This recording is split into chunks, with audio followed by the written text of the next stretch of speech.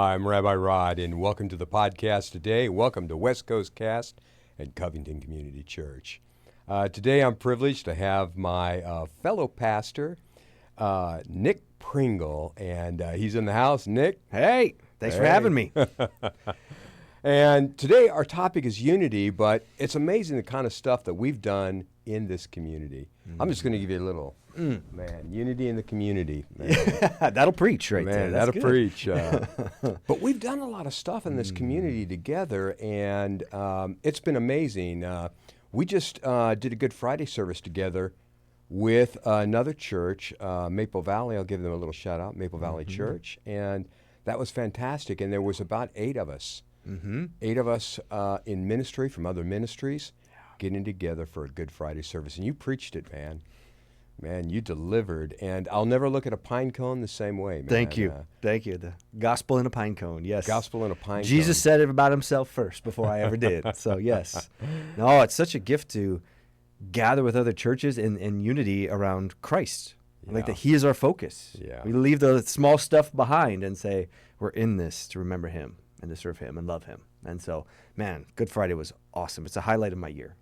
I can never count how many people are there, but it is packed. And I would say it's really one of the really fun things that we get to do as a community. And we're also members of a ministry alliance that's here in our community as well. And it's probably 4 or 5 cities and, other communities as well. And educational groups, teachers, and just people from the community. And it's always exciting.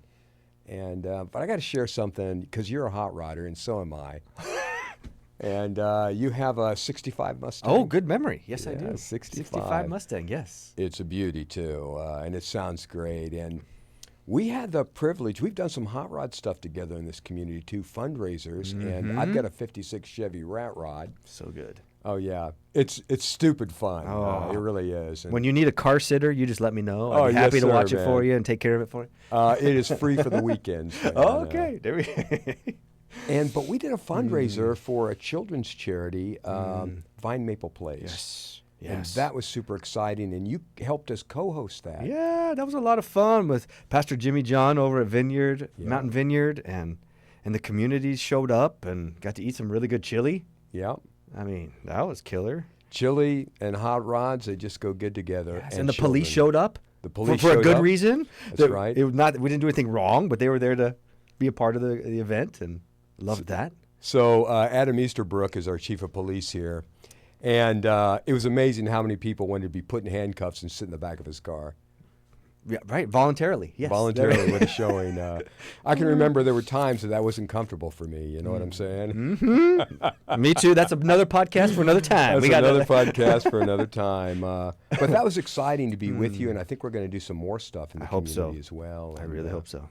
Unity is important, and Nick, I just, if you want to maybe talk about some of the things that you do in the community and some of the things that, your church, your community does that really reaches out. And it's been such a pleasure just working with you, for sure. seeing your story, and you got some cool hobbies too. Yeah. This guy's a knife maker extraordinaire, and so thank you. Cool hobbies, little lethal. Thank you. Yes, all right. Should have some lethal hobbies. That's right. Keep you on edge. That's right. A little pun intended. Yeah. No, it's been a privilege to serve at Cedar Creek. I've been there coming up on 5 years, and always had a heart for the community. And really lately, the 2 places we've been really pouring into, or 3, were Vine Maple Place, really helping to do fundraisers, to do service, to partner with them in ministry. The other one is the local food bank here. Yeah. That's another one we do regular offerings for and giving for. And then the other one for us is AA groups. There's another way to really connect with our community. We have 5 AA groups right now that meet in our property. Man, that's incredible. It's awesome. And it's just, when I hear them say they've never been treated like this before, they've never had such nice space before, and it's like, well, you're our neighbors. We want to love you and care for you. We're glad you're here. And so every when we had Christmas and we have Easter and things, we give them gifts. And so we'll bring them donuts or cookies or something we made and handwritten notes of we're thankful you're here and just to love them here in our community. And so every day, a couple of them will stop by my office, come talk, come hang out, bring me coffee after their meeting. And Wow. I get to be their pastor too. So it's like, man, God just continually amazes me of who he brings and how he uses our property to care for our community. So, it's a gift. It's an incredible narrative, and both of us do stuff in the, not only in our general community here, but also with those who are being rehabilitated from drugs, alcohol, and that's a really cool thing. And I just love what you do and what your church does in this community. And so good. Yeah. Yeah, thank you. Yeah. So our topic today is unity. And I had a piece of scripture that I thought we'd take a look at. Yeah, definitely. And that is the unity of Jesus. And John 17, 20 through 23 kind of covers it. And that is that all of them may be one, Father, just as you are in me and I am in you. I would say what a lovely scripture and sentiment. You know, the oneness. And Paul talks about the body of Christ. And, you know, we just really elaborated on some of the things that the body does. And, you know, if everybody was an eyeball or everybody was a mouth, it'd be scary, wouldn't it? You know, you'd be like Cyclops as an organization. And I want to say that's already scary. But it does take a body of believers and a certain amount of unity. But that was a thing that really Jesus prayed about that. You know, and this is just before the cross. This is just before all of those things happened, and he prayed about unity. And so, I want to ask you about that. As I always, as I approached that text before I became a lead pastor, I always approached that text as an individual church. So I would think of that text of like that Jesus was praying that each church would be unified in and of itself, that as Paul talks about the members of the church, I always thought of it as, well, our church, my church, and then that you're praying for unity in your church and that you have all the parts you need in your church. But as I've grown in being a lead pastor, I'm realizing, well, wait, no, Jesus is talking about all Christian churches, that we all should be unified together, that each church is a member of Christ's body, that Cedar Creek is a part of his body doing our piece, that Community Church is doing its own piece that God has called you to do, that we need each other in the community to do what God's called us to do. And so it's expanded my thinking rather than just individualistic of my little church. It's, no, this is Christ's church, and he's praying for all of his church, right? And so I love the picture that he gives, and I love what we get to do here with our Wednesday morning group of pastors. Is that like we're all for each other, we're all encouraging each other, we're all saying like, oh, these guys, this is what God has called them to do, this is what God has called you to do, and we love each other deeply, and we're doing it. It's funny, we're all from different backgrounds too. Yes. Some are ecumenical, some are evangelical, some are charismatic, and we make it work. Yeah, we make it work. And I want to say that's really the cool thing. And it's amazing when we think about denominations and church groups that there really is only one Lord, one baptism, one kingdom. There's no division, And when we get there, I want to say the American church might be a little surprised because there'll be people from all over the planet, that will be in the kingdom. There is one kingdom. Yes. I think we'll all be surprised. Yeah. We'll all be surprised at the things we held that were so important that maybe it's not as important as we thought. Right. Yeah, I'm hoping. But yes, yeah. So when it comes to church unity, what are things that you do in your own ministry to really promote that sense of unity or that sense of, commitment to maybe serving beyond yourself or beyond your own organization? What are the things that that you speak about or that you do that promote that kind of harmony? Within just Cedar Creek, you're thinking? Yeah, within Cedar Creek or just even in our own fellowships with our other pastors. I think one of the things I love about the denomination I'm a part of, we're a part of the Evangelical Covenant denomination, is that one of our core affirmations of who we are is this thing called freedom in Christ. It's a sense of that we love and respect one another and desire unity, that unity would be a high priority, that the minor things that we might disagree about can become minor, and we agree on the major stuff. So one of the pieces, like one of the things we do, theologically wise, is that we will baptize infants and we will baptize adults. We'll do both within ours to say we're going to hold that tension between the both to say we're not one or the other, but how do we walk alongside people in discipleship to say, let's create unity together, and let's say that the same God is there with an infant as he is with an adult. And maybe the discipleship pathways might look slightly different, but we try to say, what are those ways we can unify around the Word of God and allow the minors to be minors? One of the things I also try to do is have a posture of curiosity. Yeah, that's good. I want to have a posture of curiosity and curb my judgmentalism. I mean, it's there, it rises, and when I feel it, it's like, oh, it's time to be curious. Yeah. It's time to say, well, how did you arrive at this? Tell me more. Tell me more about that belief or that understanding. Tell me more about how you see the Word of God. Tell me more about how you practice this in real life. And then ask curious questions rather than come to my own conclusions and say who's right or wrong. I think unity comes when we're curious with each other rather than setting up more walls to say, oh, you're one of those people.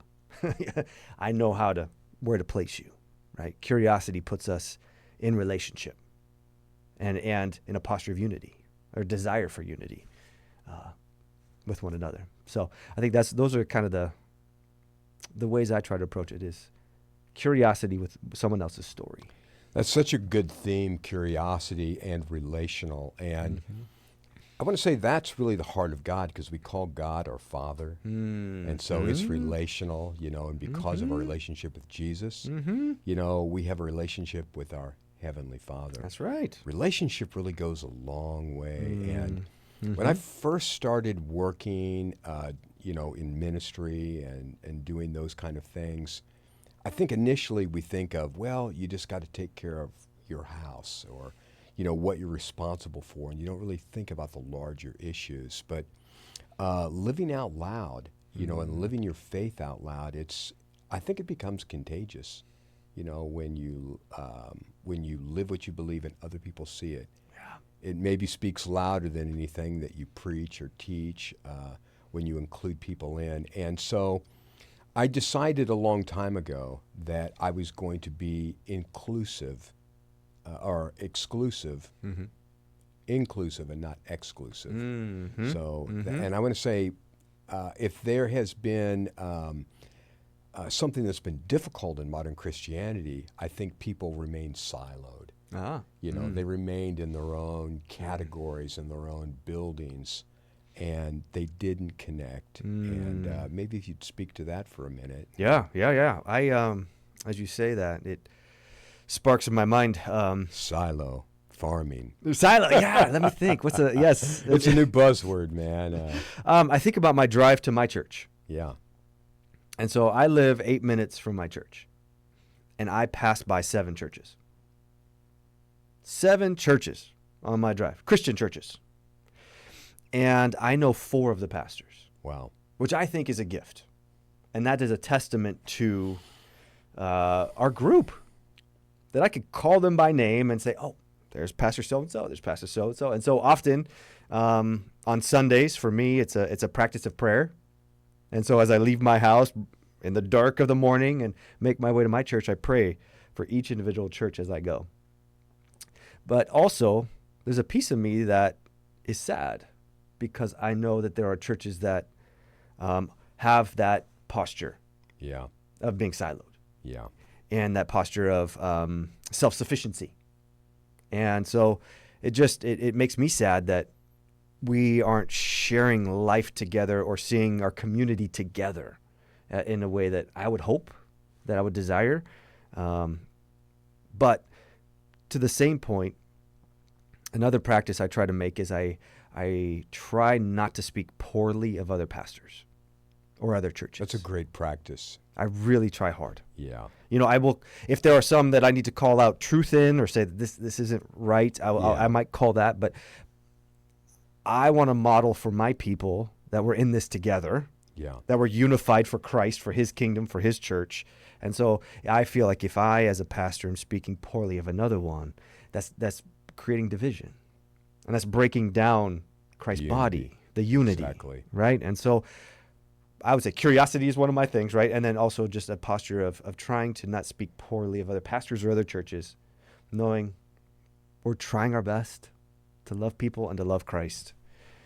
In American Christianity, we all kind of grew up in the wake of maybe Billy Graham and some of those things. And one of his ministry was fantastic. And one of the amazing things about Billy Graham was that he never spoke poorly of either other faiths, other churches, or other people. And so he met every president of his lifetime. He met world leaders, numerous popes. And he always had good things to say about them, and people admired him for that. And I want to say that's a good posture to have. Yes. Not to speak ill of people, but maybe to pray for them, as you pass by their church. And I do that too. Mm-hmm. I drive by and I'll stick my hand out and I'll be praying over a church because I know the pastor there. Yes. And I know the community. And I want to say that's a great thing. And that's something that we also share in common, is that we pray for people. And I feel badly when I hear other people speak poorly of either churches or church people. It does bring the disunity. Man. But we live in an age, where we have some pretty tough stuff. We see pastors who are dethroned all the time. And, Mars Hill was a prime example of how that went. And some of that came from within his own camp. Yes. And so, Mars Hill was kind of a big deal. And it's nice to see people get back on their feet, serve, and change a venue, and maybe a change of mind. But, we're always learning in that. But I never wanted to ever make fun of Mark Driscoll or any of the work that he did, and a lot of it was controversial, from a lot of different perspectives. But the same with maybe what's happening with the Pope and our president today. There's an exchange of words, and I want to say it doesn't really serve anybody, in that way. And I think most of us can agree on that, whether you like the president or whether you like the Pope or dislike either one. That kind of disunity is not really a good thing. It doesn't serve well. And again, I think of the lessons of Billy Graham, not speaking ill of people. It doesn't mean that you can't have criticisms or that you can't talk about it. Or to call out sin. That needs to be done. That's our job. That's the tough part of the job. And for we don't not call out sin for the sake of unity. Yeah. We can't. You have to. Right. For the sake of health and unity. Yeah. It needs to be spoken to. But not ill of others, but... What kind of modern examples, who do you look at when you look at maybe their example for unity or ministry? Who would you lean on, or who would you take a look as an example that this is a person to maybe think about or emulate, or you can use a Bible example as well. Of course, we reference Jesus. Right. I think about Paul when he was talking about being... to the Jew, he was a Jew, and he would go into towns to present the gospel in a way that they needed to hear it. And so I think he wasn't saying, come to our party, right? He wasn't saying, this is the right way to do it, but to say, how are we sharing the gospel in ways people need to hear it? I think he had that heart for unity within the church. When I read his letters in the New Testament stuff and all the junk going on in each of those churches, it was still, unity was the core. I don't know. I'm really, I'll just be honest. I'm not big on celebrity pastors. Right. I'm not big on celebrity authors. And so you start naming some folks besides Billy Graham. You start naming folks. I'm like, I don't know who you're talking about. Yeah. I'm like, it's just something I don't connect with. But I think I am super proud of our group that we have on Wednesdays. Yeah. I have not experienced this It's just anywhere else. ordinary people with an extraordinary call. Man, that pastors that can love each other, that could show up for each other in the hospital rooms Yeah. when we got stuff going on, who can cheer each other on with what's going well, who could show up when things go wrong. When We've had thieves that. come to steal stuff from your church, we show up to say, hey, we're here with you. Like, I love this group. I think we're doing it well. We And just it's had unique. we just had a buddy that some of the metal from their wiring, copper, was stolen, and Twice. Twice. Twice. Yeah, twice. And I went out there too. I rode out there, and so we all stay connected. And so we grieve with him. Yeah, we grieve with I mean, him. it shouldn't be this way. Yeah, we man. support one another. Like it's the same where it's like when one body hurts, when one member hurts, Yeah. the rest do. And so when he grieves, we're like, we're with you. So what kind of witness do you think that is to our community? Oh, and not everybody sees that kind of stuff. Yeah. But how do you think that plays in our community? Yeah. You know, when they see that kind of commitment to Yeah. people from, quote, other silos, other churches, Yes. other steeples. Yeah. And we support each other in that way. Yeah, I got to laugh a little bit because one of the ways I've seen this play out is when you'll have people leave your church. Yeah. So you have people leave your church over something that they got hurt or something that didn't go right, and so they go to another church. And then when they tell me the other church they're going to, I'm like, oh, I know Pastor so-and-so. They're awesome. Yeah. Or when they leave a church, Yeah. come to ours and say, Yeah. I left there because I got hurt by it. And I'm like, oh, well, I know Pastor so-and-so. Yeah. Yeah, and I love them dearly. It But, helps, doesn't it? man, it puts us back in that relationship mode. Yeah. No, wait. We're in this together. It's not us versus them. It's not that our church is better than your church. It's like, no, we're in this together. Or if there's folks who are upset in your church and things aren't going well, you say, can I introduce you to another church down the road? Yeah. They're the hand church. They're really rocking it as the hand. That might be a good fit for you. Yeah. Right? It's helped to release me from having the sense of like having to keep folks around or like, well, no, we're all in this together. Like let's be in it together. And what happens too is that the world, the hopeful goal that Jesus was praying for, is that the world will see how we love each other and be like, whoa, this is weird people. How do they love each other through all this stuff? Through the good and the bad, they still love each other? See, our witness of love is the gospel. People see the gospel when churches get along. Yeah. And when we don't, and we speak poorly of each other, and we break down the body of Christ, then they're like, see, they're just like us. So I mentioned evangelism, and we do a lot of evangelism together in community events. The thing that we do, the Hot Rod Fellowship, chili cook-off that we do in the community with one of our other brothers, Yeah.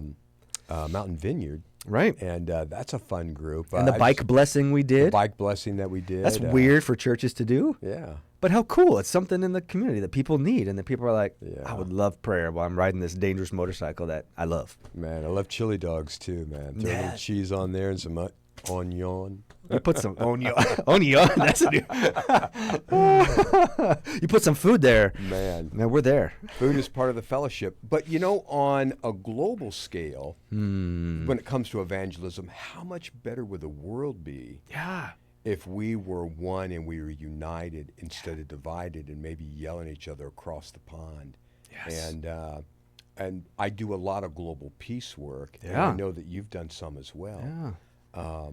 But I think our disunity, really as a body of believers, has really done discredit to the gospel of the kingdom. We're so divided, and it would be a different world, really, and maybe you'll speak to that. It would be. Yeah. And I think, again, if we were just more curious of like how people express their Christianity in different communities and different cultures, like if we were just curious, like, oh, how do you experience Christ as a First Nations people? How do you experience Christ as a South African? How do you experience Christ as an Asian? Like show me how you express Christ and how beautiful it is, rather than it's all got to be the same thing. I think it's the beautiful mosaic of the church that speaks to the unity. Like, how does this whole thing hold together? But through Christ alone. There's a whole political school of thought based around that, and that is that the world, and here's the thought, the world is like a garden. It's made up of a variety of flowers. Sure. A variety of flowers in the garden, all of them unique and different. but it is yet one garden. Yeah. And so that's a representation of the nations. Yes. And I thought, what a beautiful political model that is. Yeah. But even for the church, it's a garden, and of course, God is a gardener. Right. He created a garden. I'm going to go back to John 17, and I'm going to crack on a little Hebrew. Uh-oh. And so Don't test me. Oh man. So there's a word in here that is really unusual, but that all of them would be one. And so in the Greek, that one it's going to have the same meaning, but as Jesus is probably saying this to his group, in John, in Aramaic, or probably not Hebrew, he's probably speaking Aramaic, which they speak. But this one concept, it comes from a Hebrew concept called echad. And I'll say it again, echad. And what it is a plurality of oneness. And so, obviously, Jesus and the Father are different. Jesus is a representation of God the Father, and the Spirit in human flesh. And the first time that this term echad is used is actually in Genesis, when God presents Adam and Eve, and bone of my bone, flesh of my flesh, they'll become one. The two will become one flesh. Yeah, and they're different, male and female. Although genetically, they're closer than brother and sister, But they become one, and it's first used of human beings. And so, but this is what God is saying, that he wanted this kind of unity, This is the kind of unity that he has. This is the kind of unity that he's praying about for us. And man, we do not see that kind of unity today. Nope. Not yet. Not yet. Fallen people, broken people, right? And our fallenness and our brokenness get in the way and create biases and barriers and things that keep us from being able to love each other that way. Yeah. Right? I'm going to flip the script now and kind of get a little deeper maybe on the personal side. Uh-oh. And so we're talking about relationships. Yeah. And I mean, in a lot of ways, that's what we do, is we help people relate to each other. We help them forgive each other as Christ did. He's our teacher. He's our master. He's the one that helps us to teach and help other people. And so how do you think that oneness, how do you think that helps in our relationships? Because that's one of the first things that's broken about us, is our ability to relate. Yeah. I think we lose sight of Christ in one another. I think when we lose sight that Christ is within us, then it's easy to dehumanize someone else. We could say, oh man, you believe that? Oh, you're a part of that political party? Oh, you're from that town? I can write you off.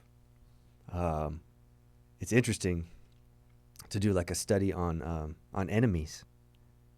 We have to dehumanize our enemies in order to fulfill a calling as a soldier. Trying to destroy the relationship. Trying to destroy that, who is a person created in the image of God. And so when we can appreciate the createdness and the Christness in one another, that's our start point. And I think that can lead us into places of unity. But the places when we go to disunity is when we lose sight of that. And we try to rip someone apart and dehumanize them and devalue them as a created person of God. That's where we create disunity in the church. So on the individual level, we definitely dehumanize, and we live in a world that really does that. It separates. It's like Sesame Street. One of these things is not like the other. Yes. Yeah. Yes. And so, we divide and conquer, but we're conquering ourselves. And there's an old Christian adage that goes, only Christians eat their young, Spooky stuff. But in some ways we do. We don't nurture each other. We don't help each other. And we don't look at that oneness and unity. And so maybe you'll speak to how do we find that connectiveness, that maybe Jesus talks about, or the other apostles? How do we find that unity? How do we find that balance? That's a deep question. I've totally gone off script. This was not on page 5. I'll That just tell you, this was on not. page 5, man. So, Where am I thinking on this one? When I find disunity in my church, I try my best to bring those parties, or myself, if I'm in it too, right? Like I'm not above it.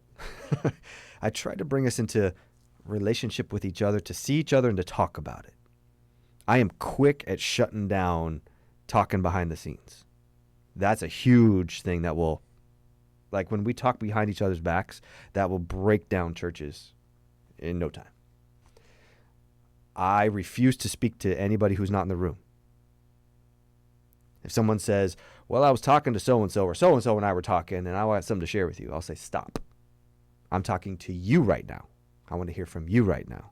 So I try to model, we're talking just Rod and I. Right. This is it. We're not talking to the army that's out behind you that you think you brought in. Yeah. No. We're talking right now with this.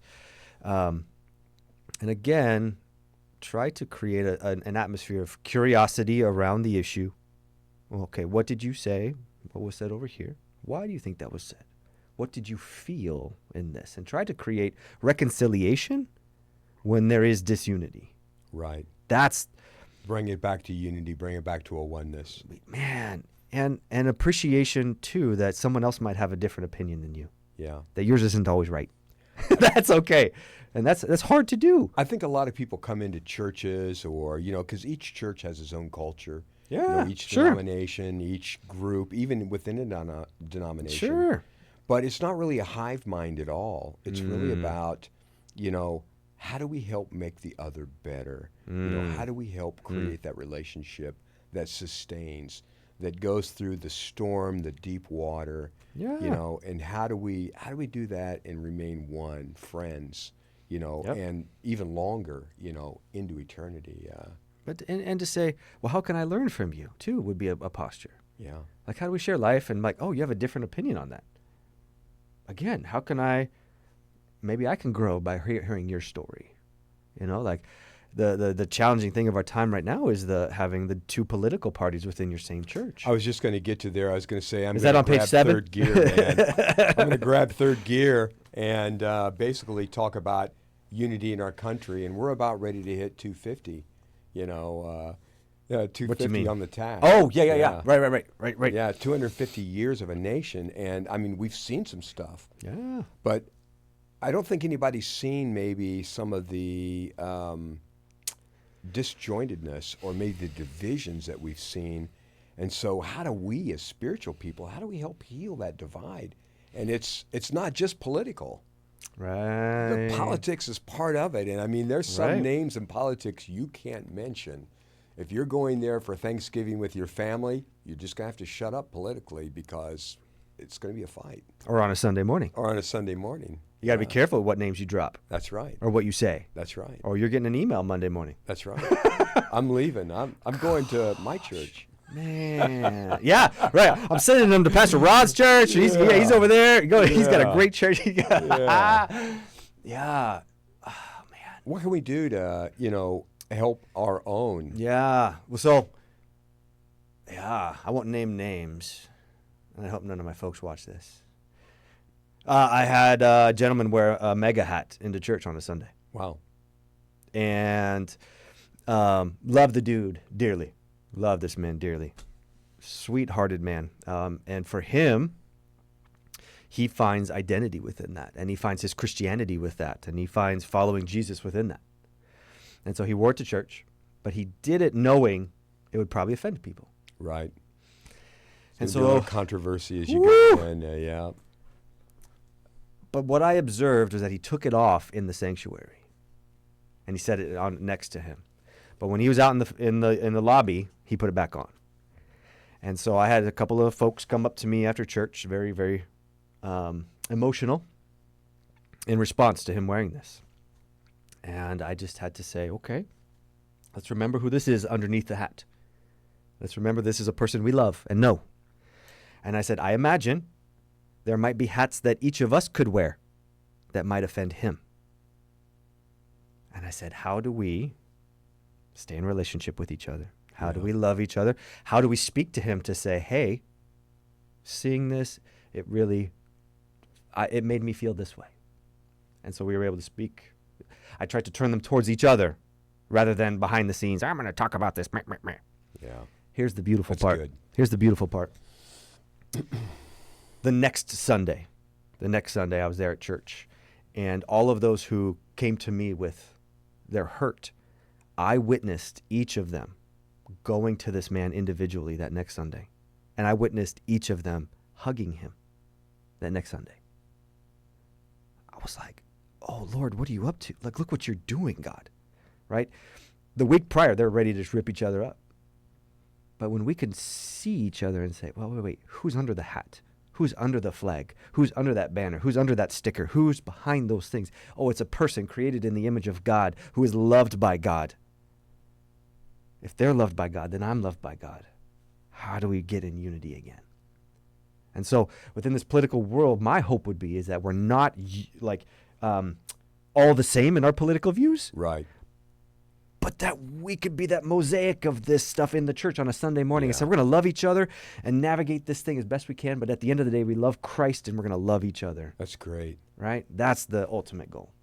It's funny. I can remember a time, American politics has always been volatile and, and through the 60s and 70s. I mean, I grew up in those times. I don't say it too loudly, but my undergraduate is in political science. Let's go. Yeah, I considered law school, and I work with a lot of politicians in our area on both sides of the aisle. Yeah. And I love them all for different reasons. And a lot of them, no matter what hat they wear, at the end of the day, they're deeply spiritual people, believers, followers of Christ. Yeah. And one of my newfound friends, he found sobriety here in our basement, and he told me this story, and I was like, wow. I'm always hearing stories about, how people were helped, but that actually came from our basement, from an AA group. And, So good. And they stayed so low key, but they've really done a lot for a lot of people. But, I find that, my role as clergy, to a community, and that's how I think about it. Yeah. I think about our individual shingle, but I think about more what we do for Christ in the community is probably a larger role. Right? Yeah, you could use the Catholic word parish. Parish, exactly. Right? Like I love the idea of a parish ministry. Like I feel like I'm wired for a parish ministry where it's like I'm the pastor of the person cutting my hair to the person making the coffee. That's right. It's like I'm the pastor in the community, and I know you have that same heart. Yeah. And I think our group does too. Yeah. It's just like we're the pastors of this place that God has called us to love and serve.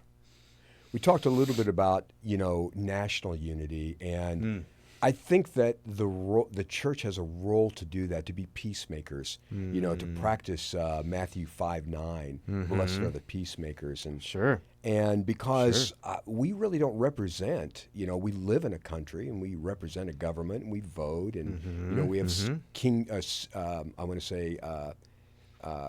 country privileges, by right of, we're citizens of America. Sure. But it's really beyond that. We're really citizens of a whole new kingdom, a whole new unity. And that's who we represent, actually, more so. How do you navigate that yourself? How do you straddle that line, where you're a kingdom representative maybe more than you are a political one? I think it just gives me a bent of hope. Yeah. Of higher hope, and not hope in the politicians in the White House, but hope in the one who's on the throne. Yeah. And knowing that it gives me a hope and a responsibility. I would say a hope that knowing this isn't the end, and a responsibility knowing that I am to use my privilege and to use my position to navigate and to advocate for my neighbors. So I'll advocate for them, for their care and their well-being here while we're here on earth, pointing them to the kingdom that is to come. I'll say this about, politics and unity and, in this community that we're in. Right. But I mentioned Nehemiah and Ezra. So you have the civic leader and the spiritual leader. And I mean, they're fighting battles, they're fighting wars, they're trying to rebuild the temple, trying to rebuild their communities. Have a sword in one hand and, a brick trowel in the other, as they're laying stone or cutting stone. Right. And trying to make it happen. And what you see there is a pattern of unity, unity of purpose, but yet the roles are different. And I find that when you live in a community that has both civic alignment, and you have godly leaders, and then you have the spiritual component, that it's a different environment. It provides a different environment. And I try to work in those thresholds. Cool. And whenever I don't see it, I try to find it. I try to help those who are looking to do that. I support them, and I find that's probably my greater role. Rather than running for office myself, I support those who do. There you go. No matter what shingle they wear or what hat they put on their head, I try to support those people that. And I'm sure that you've done the same, and maybe you'll talk about maybe some of the people that you've supported in the community that might go against the grain of others, but you felt that were really doing the work of Christ and they were worth praying for. That's a good question. I think one of the things for me too is the Catholic Church. Okay. Trying to redeem Yeah. the Catholic Church, and that might be a place of disagreement we can have in these things, but I also work with the Catholic Church. I want to call them Yeah. Christians. Yeah. I want to call them Christ followers. Yeah. And I grew up Catholic, Yeah. baptized Catholic, moved to Lutheran, then to Covenant. Like, it's just been a journey for me of following Christ. But I had found disunity in my years of ministry, a disunity of calling, but they're Catholics. And they, a sense of that's the other, Yeah. othering them. And so I try my best to say, they're following Jesus. It's not a time when you want to say, "Hey, I'm a Protestant. Right. I'm protesting you." Gosh, so it's a little, disloyal, isn't it? Yeah, but to love them and to say that, what beautiful things can we see in their practices and the ways that they've experienced Christ and show us Christ. Yeah. And so that's one piece that I find myself often pointing to, of trying to redeem that group back into the family, like they're a part of us. Yeah, I couldn't think of others. I don't know. That was a good question, though. But. So let me ask you, how do you teach unity in your own, in your own church, in your own community? How do you teach others to maybe stretch themselves? Yeah.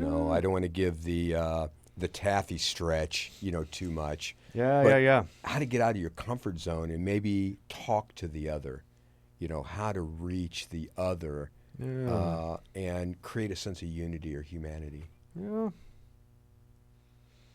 I remember when I first started at Cedar Creek, I preached to Ephesians. And Ephesians is a great book about that. Great book about two different groups of people coming together and trying to be the church. The Gentiles and the Jews. Like, what does this look like in this awkward thing of church togetherness? Definitely two different groups. Right. And so I try my best to preach how I see the church and what I hope for in the church, right? And then also to model healthy, right relationships, even when it's messy. And to, like I said before, just continuing to point each other to each other. We talk to people, not about people. It's one of my phrases I try to say. Let's talk to people, not about them. It's excellent. When we practice a peace dialogue globally, and we're looking for unity, and for the last probably 8 years, I've done a type of peace journey, but the dialogue behind that is basically one of unity, that we're going to hear the story of the other. We're going to try to understand what it is that has happened to them, whether that is terrorism, some atrocity, maybe some problems they had with a community of another faith. And Sure. I first learned this dialogue between Palestinians and Jews of Israel. Oh, wow. That was my first model. Wow. And I was blown away by it, that there's a sense of unity that's underneath that, a sense of peace. But it started with treating the other person as a human being Mm-hmm. and hearing their story and creating a relationship that creates dialogue, which creates a sense of unity. Because you have two people that live in the same country. They share much of the same cultures, you know, the same food, and yet, you know, conflict has torn them apart.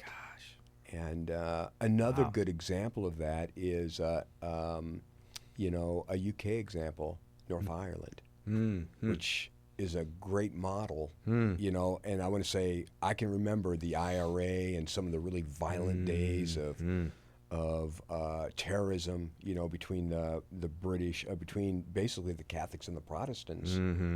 And a couple of years ago, and I would say maybe it was 2 years ago, there was not a single violent issue that took place. Wow. It happened over time, but dialogue helped create it, and treating the other as a human being, respecting the other person, and then having dialogue that creates a type of unity. Yes. And right now, one of the big topics, and I don't know how much time we got. One of the other big topics right now is immigrants and immigration. Yeah. That is a huge people group. We're a nation of immigrants as well. But that we have dehumanized. Yeah. And there's disunity there, even within the church, about what are we to do with this? Yeah. And that's where I'm trying to draw us back to. They're created in the image of God. Yeah. What is their story? That's right. How did they arrive here? Where did they grow up? What happened?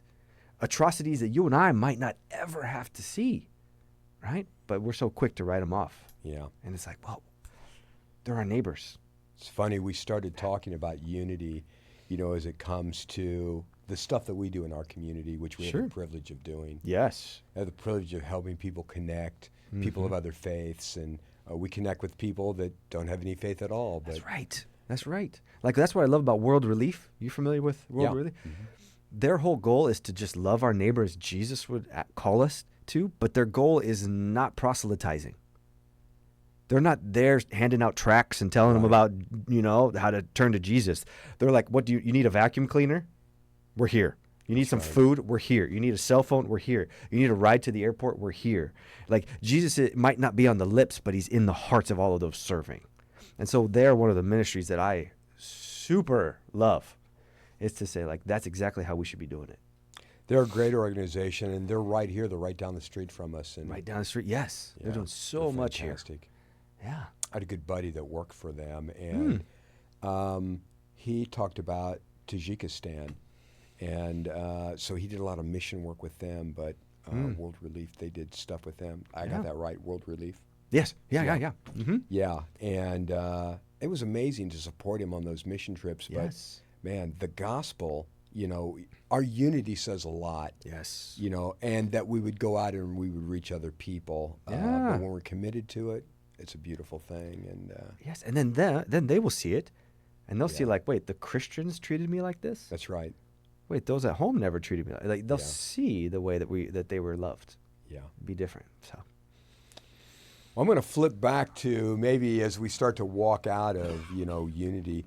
What are some things that are on your plate? What are some things that you see, Nick, that could create not just global peace or better unity, you know, for our nation, but, you know, how does this change the way that you walk, you know, being a person that is unity-minded, community-minded? How do you see this maybe changing some of your walk, or maybe in the way that you speak, you know, about this to your own congregation? Give us some tips. Oh, geez. Some pointers. Oh, gosh. Yeah. None of us are experts in this. No. We practice a dialogue and a faith. And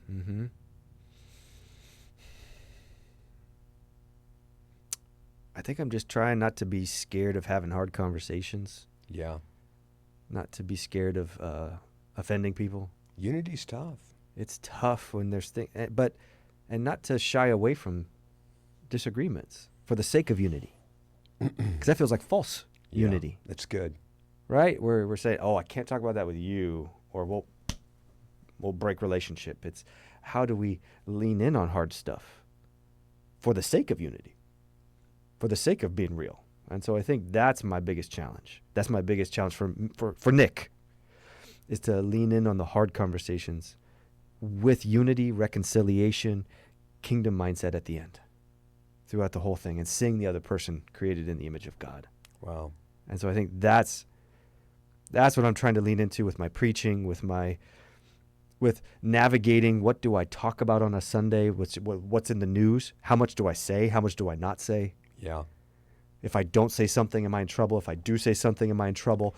It's this. Yeah. Oh, It's a delicate balance, and I think we all balance. navigate that It's every so Sunday, hard. every time we teach or speak, Yeah. or somebody asks the controversial question. It's like, Sure. well, I'm sure they're going to fire me for this one. Talk to Rabbi Rod. He knows. No, but yeah, to have the courage and the curiosity to sit in hard I spaces. love that. The curiosity, courage and curiosity going hand in hand, because if you are a courageous person, we got about 10 minutes. Nick. We still got 10. We got a lot to talk yeah, about. Let's no, go. that's Let's right, kick man. back. Round 2. Ben, I want to thank you, man, for being our timekeeper. But this is a super important conversation to have. And I think when you have it, when you kind of draw out, what does unity mean? What does that mean for us? Yeah. Some of the other words that go with that, like peace, forgiveness, commitment, it starts to bring something else out. And I want to say the kingdom kind of comes alive in that way. Our role becomes much larger than maybe just our own community, our own backyard. And Yes, it's so good. I came back from Israel and the Middle East right after the ceasefire that took place in Gaza.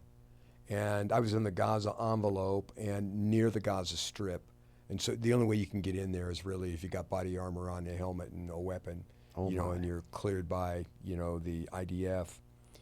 And it was unusual to be there. And when I came back, and I couldn't land at Ben Gurion because of the war and the conflict, so I landed in Jordan. I have some good friends in ministry in Jordan, and really on a couple of sides of the aisle, both in the Islamic community and also in the Christian community. There's a certain amount of unity that's there too, and I want to say wars tend to do that. To bring unity? They do among people who are trying to survive it, and I don't think we sometimes think about maybe your unity helps other people survive.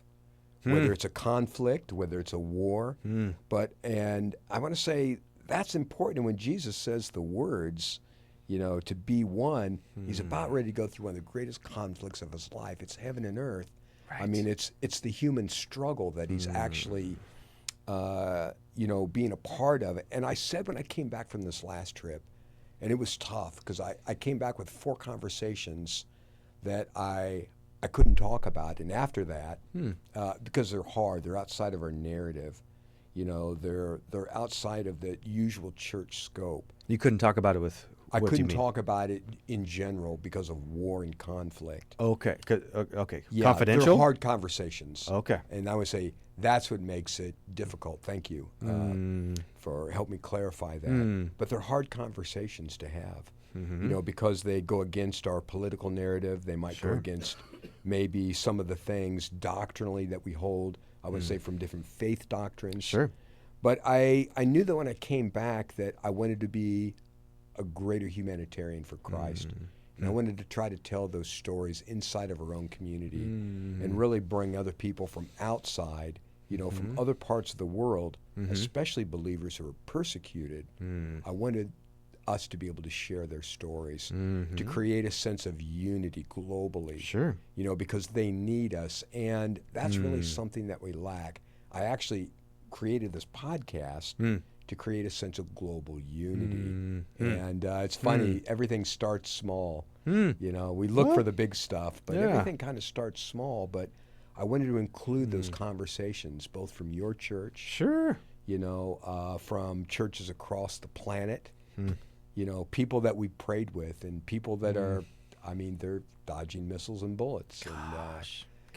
And to bring those conversations into our conversations about unity, Right. and faith and belief, and And one piece you shared too that got me thinking too is another word would be empathy. Yeah. So you got to go and see people face to face in their realities. It was hard. I came back a little speechless. Oh my actually, gosh, about it. as I'm you still trying should. to tell the story. As you should. Because then your humanity was with their humanity. And your createdness was with their createdness. And you had empathy for their story. And you got to feel deeply their truth. And so you came back to say, I have to share with you what I experienced. Because I heard and experienced someone else's story. Because that's not your story. Israel and those things are not your story. It's not my story. You're not getting bombed right now. But you experienced people who are. Right. And so a piece of your unity and a piece of our unity is hearing someone else's story and having empathy for what they're going through to say, oh man, I'm not, but you are. How do I share life with you? It's funny, in our community right here, I mean, we live in the Seattle area. Mm-hmm. We have people from, just in our school district, they speak 135 languages. Gosh. We So have cool. everybody from the world, from Israel, from Jordan, from Palestine, Right. And Africa, Yes. Europe, from everywhere. Yeah. And by sharing those stories, we create a sense of unity. Yes. We get to share the story, and we get to think about a larger hope. Yes. Yes. Yes. Man, I'm so glad that not only you're a peace partner, but you're such a strong community partner, Nick. You have been an incredible brother, and it's always a Thanks, pleasure to serve with you. And Yes. this is Nick's first podcast, and I want to say, brother, you did very well. And, Thank you. Thank you. Man, That's great. It was a gift to share life with you today. Man, such a pleasure. So thank you.